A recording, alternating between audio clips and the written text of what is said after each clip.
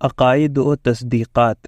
تمام عالم پہلے ناپید تھا، پھر اللہ تعالیٰ کے پیدا کرنے سے وجود میں آیا۔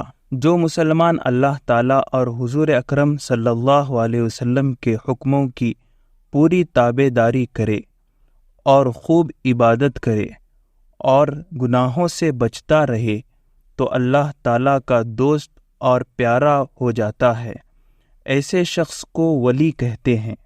ولی کے ہاتھ سے کسی کرامت کا ظاہر ہونا ضروری نہیں۔ ولی کتنے ہی بڑے درجے پر پہنچ جائے مگر نبی کے برابر نہیں ہو سکتا۔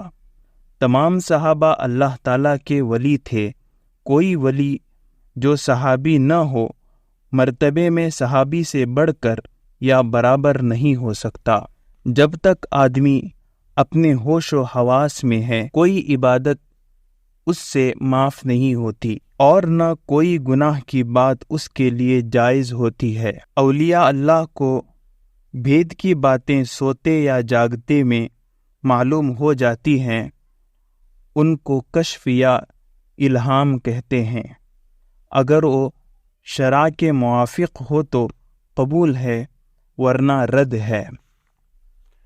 نبی کے ہاتھ سے کوئی خلاف عادت اور مشکل بات ظاہر ہو تو اسے معجزہ کہتے ہیں۔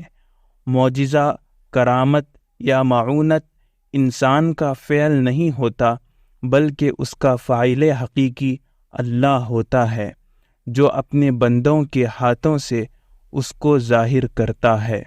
کسی ولی کے ہاتھوں کوئی خلاف عادت بات ظاہر ہو تو اسے کرامت کہتے ہیں، اور اگر عام مسلمان سے ایسی بات ظاہر ہو تو اسے معونت کہتے ہیں، اور خلاف شرع اور بے دین لوگوں سے خلاف عادت بات ظاہر ہو تو وہ جادو یا نفسانی دھندا ہے، اسے استدراج کہتے ہیں۔